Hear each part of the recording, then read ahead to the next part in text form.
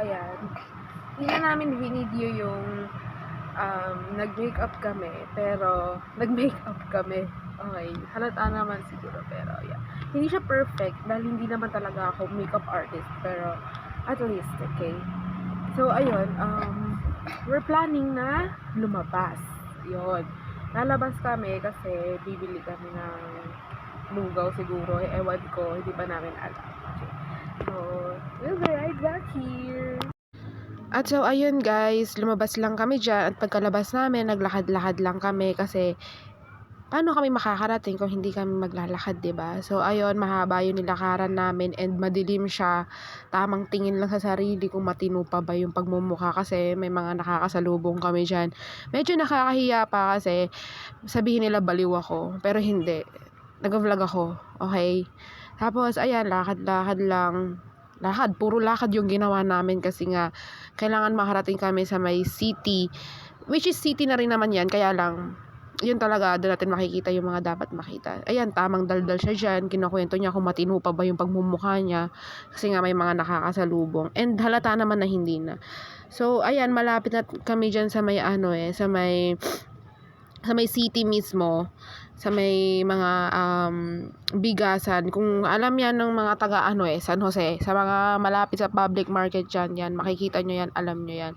So, ayun nga, tamang lakad-lakad lang dahil sobrang madilim. Tapos, ayan na, narating na natin yung medyo may liwa-liwanag. Tapos, lakad-lakad na naman ulit dahil nga madilim yung camera talaga yung madilim, guys. So, tiyagain na lang natin. Hindi pa tayo makapag-upgrade eh. Tapos, ayan, nakarating na tayo dun sa may, hindi ko alam kung saan na nga ba tayo nakarating. Ang gulo ng camera. Tapos, ayan, ito na yung sa sinasabi ko na manapit na kami sa mga stalls ng public market. Kasi malawak yung public market. Tapang daldal siya yan dyan. Kala niya maganda yung pagmumukha niya. Hindi naman talaga. Huy! Tapos, ayan, kinukwento niya kung matino pa ba yung pagmumukha niya. Tapos, ayan na yung city public market and makikita natin na may mga dumadaan pa talaga. Tapos, ito yung mga stalls ng bigasan na sinasabi ko. And sarado na sila kasi anong time na yan. And, ayun, may isa pang bukas doon. Yan natin yung pinaka-late na nagsasara dyan. So, ayan, madami pa mga tao, tamang namamalengke pa yung iba kasi nga merong tinapahan dyan sa kabilang side. Which is, ayan, yung covered part, yung may bubong. Alam po yan ng mga taga San Jose. So, ayun, lakad-lakad lang sila dyan kasi ang plan nila ay maglulugaw pero mapunta sila dyan sa sa night market. So, ipapakita rin natin na mayayang night market. As a daily routine nila, ayan, maglakad. Masarap maglakad ng gabi, guys. So, ayan, nadaanan na natin yung isang bigasan na sinasabi ko. Tamang inuuto niya yung bata para hindi mapagod. So, ayan. Sabi niya dyan, hindi niya mailabas yung yung makwela side niya kasi maraming ang tao. Pero itatry natin yan, syempre. And nagvo-voice over tayo ngayon kasi nga maingay ang paligid. Madaming motor. Yan, tamang siya na lang po palagi yung ka-date ko. Siya na lang yung ka-holding hands palagi. So, ayun yung tinapahan, guys, sa may tapat. Pag tumawid kayo, tinapahan na yon sa mga mahilig sa tinapa dyan. Yan, check siya ng check sa pagmumukha niya. Nakala mo maganda talaga siya. Yan, malapit na sila dyan sa may papuntang night market ng San Jose. And ayan, another stalls yung mga yan. And then, ayun, pharmacy yun, yung may light. So, late din silang nagsasara. Kasi syempre, pharmacy sila. Usually, pag gabi, marami talaga ding mga sasakyan dyan. Parang nauubos na yung sasakyan pag madaling araw eh. Parang minimal na lang pagka ganong oras. Ayan, lakad lang ng lakad. Ang layo ng nilakad. Grabe ba? Pero sanay na yan, syempre. So, ayun, madilim na naman. And, ipapakita niya dyan yung hagdanan ng city night market, which is sa taas na yon. Doon nyo po makikita yung mga ukay-ukay na sobrang affordable lang sa mga mahilig mag-ukay dyan. Pero dahil hindi upgraded ang ating camera, madilim talaga. So makikita, ayan lang, nung lumapit saka nakita.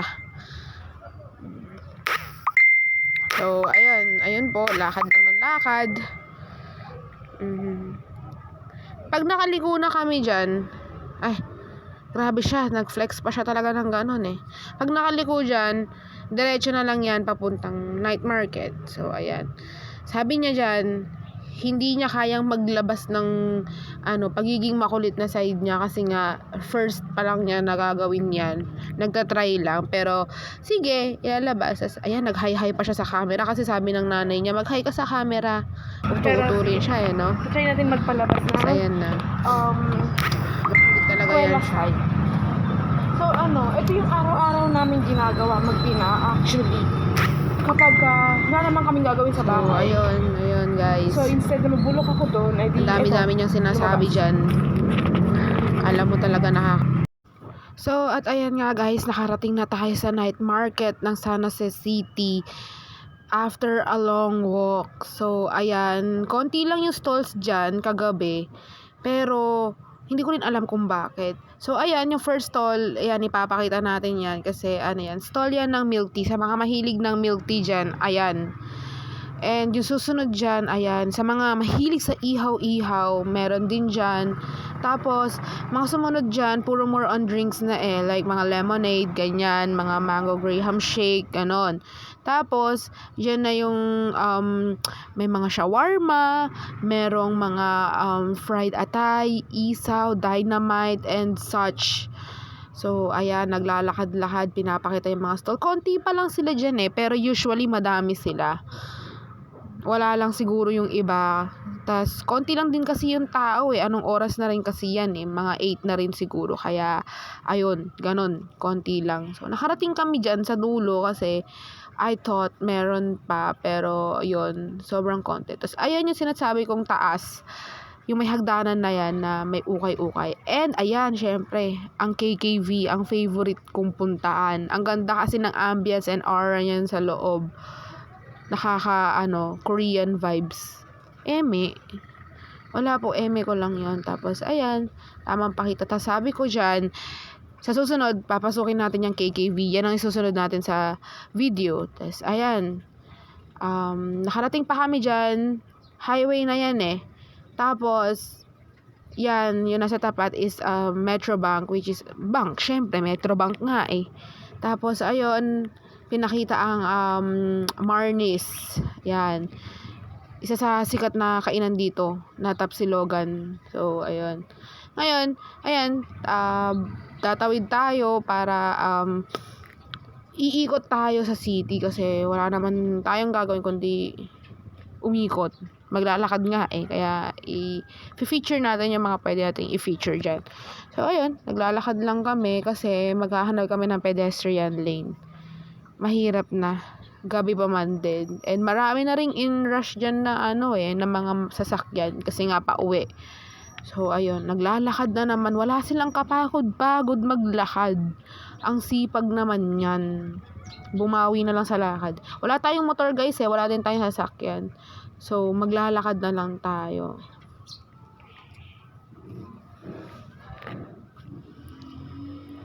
Nasa yan, naglakad-lakad lang sila. Dami pa rin dumadaan na sasakyan yan kasi nga pauwi yung iba galing ng trabaho.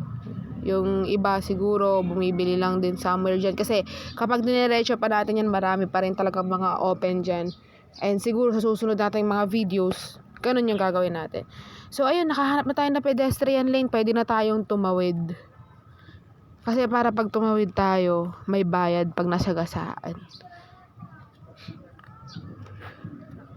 Tapos, isa pang natin dyan is yung mag-hunting ng big bike. Kaya yun. So, ayan na. Abang-abang lang dyan kasi hindi pwedeng magdire-diretso. So, ayun. Pinauna na namin sila kasi syempre baka nagmamadali sila. So, ayun. Hindi talaga namin sila pinapauna. Naghihintay lang kami ng pwedeng magpatawid sa amin. So, ayan na. Nakatawid na. Success yung unang tawid. Sumakses din naman yung pangalawang tawid. Safe. Buhay pa naman. So, ayun guys. Actually, ayan o. Sabi namin, maghahanap kami ng lugawan. Yung nadaanan pala namin, lugawan yun. Pero, siguro sa susunod lang natin din i-feature yun kasi hindi naman natin kayang, i-feature lahat. Iisa-isahin natin yung mga pwedeng kainan. Yun, umupo muna kami dito saglit. And, maya-maya, baka maglakad na ulit papunta sa, one of lugawan dito na matatagpuan sa San Roque. Sa mga taga San Jose, alam nila yung San Roque. So, ayun. Still part yun ng San Jose. Kapag napunta kayo dito, ganun, matadaanan nyo rin naman yun. Malawak kasi masyado yung San Jose. Marami kang pwedeng libutan, marami kang pwedeng puntahan. So, ngayon, nakaupo lang kami dito. Ako lang pala kasi yung aking magandang prinsesa ay ayun. O, diba? Hindi siya nakita sa dilim, guys. Hindi siya glow in the dark. So, ayan. Tamang upo lang kami dito. Makikita nyo siguro sa likuran ko yung mga iba't ibang klase ng sasakyan na dumadaan. Laro. Laro muna ako na. Ayan, maglalaro daw muna siya. O, sige po. Ayan. So, kada lalabas talaga kami, hindi mawawala yung ganyan. Alam nyo, kapag nanay ka talaga, hindi yun mawawala. Lalo na kapag kayo mga ganyang age. Ayan. Diba? Ang kwela niya. Mas makwela pa siya sa akin. So anyways guys, tatapusin ko muna ang video na ito here. Mag-a-update ako mamaya kapag nandito tayo sa may pinaka-spot kung saan siguro kakain kami ng lugaw. Well, may lugaw sila doon. Merong overload and merong mami. So, yan. Kompleto sila. May mami with egg, mami with chicken, ganyan. Ganon din naman sa lugaw. So, yun. Abangan nyo yun, guys. Kasi, hindi pa yun sure. Pero, yeah. Pupuntahan natin yun ngayon since naglilibot na lang din naman tayo. So, that's for today's video. And, I'll be back later. Bye! So, ayun guys, ayan, nakauwi na kami dyan and ito yung tinutulugan namin and there's my mom and ayan, dumadaldal pa yan siya dyan kaya lang tanggalin natin yung sound kasi nga masyadong maingay, so haggard na yan siya. Tapos yung tinutulugan namin dyan is kubo. Saan kayo nakakita ng kubo na sa third floor? O, dito lang yon. So, ayan, nakauwi na kami dyan pero bago pa kami dumiretso sa bahay, bumalik pa kami dyan sa may night market. So, ayan na yung lugaw. Yan yung sinasabi ko sa inyo na lugaw. Yan. So, syempre, umuwi kami at doon na lang kakainin.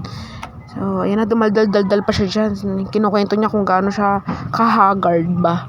Tapos, ayun, yun nga, dahil bumalik pa kami sa night market kanina, dinaanan namin yung favorite na bakery na binibilhan ko. Kumain kami ng pudding kasi wala, na-curious ako sa pudding nila. So, ayan, tamang salin siya dyan ng ng lugaw kasi unahin na natin yung sa bebe kong maganda. So, ayan, sige, lagay kasi ang dami din ng serving nila, guys. Susunod, pupuntahan natin yun para makita nyo kung ano yung itsura talaga niyan. So, ayan na yung mami, kasi favorite ko yung mami. Ang sarap ng mami nila. Though maraming masarap na mami, ha. Ayan, so, bumili din kami ng lumpiang gulay na first time kong itatry sa kanila kasi yung tokwa at baboy nila yung tinatry ko. Tapos, ayan, daldal siya ng daldal. Tapos, ayan, sasali na naman din siya ulit. Syempre, lang hindi niya isalin yun kasi pag hindi niya sinalin yun, diba? Ang dami niya sinasabi. Pero dahil maingay, sige na, na lang tayo. Huwag nyo na lang pakialaman yung yung pagsasalita niya. Hindi naman niya kinaganda yan.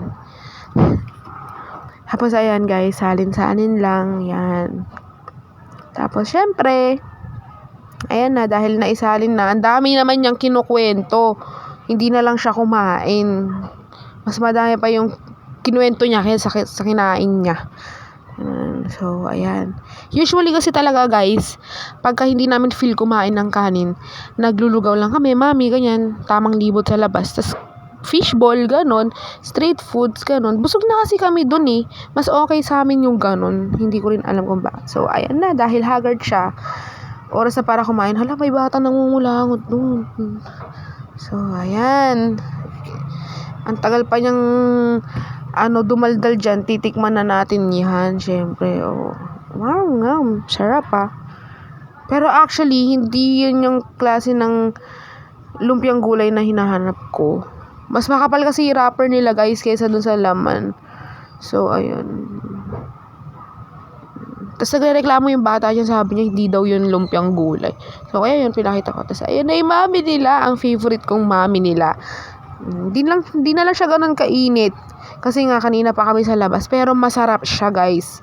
Yung sabaw, sarap. Pero masasarap siya kapag mainit siya. Kaya lang, yun nga, kasi mas pinili pa naming lumabas. So, ayan, guys. Diba? So, yung lugaw naman nila. Ayan, ang dami ng serving, 'di ba? Isang mangkok 'yan, guys. Nagtataka siguro kayo bakit kulay dilaw. Hindi ko rin alam kung bakit. Yung ginagawa nila diyan para maging dilaw. Ayan, subuan na natin yung prinsesa. Kasi si Disney Princess. So, ayan, guys. Okay naman yung lugaw nila, pero yun, pwede nyo naman timplahan yun kung gusto nyo. Kaya lang kasi, ako talaga, mami yung gusto ko.